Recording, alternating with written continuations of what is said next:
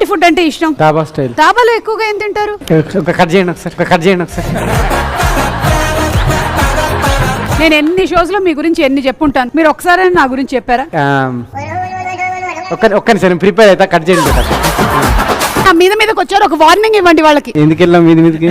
నేను క్యారెక్టర్ అంటే ఏదన్నా ఉంటే చేద్దాం, మంచిగా చేద్దాం. షూటింగ్ అయిపోలేదా ఇంకా? అయిపోయిందండి. మరి ఎలా ఇస్తారు వేషం? ప్యాచ్ వర్క్ చేద్దాం. హాయ్ సార్ మీరు కూర్చోండి సార్.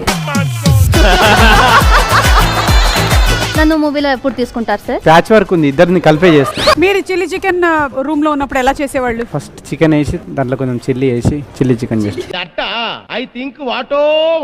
డైరెక్టర్ కాకపోతే ఏమయ్యేవాడు? Assistant director.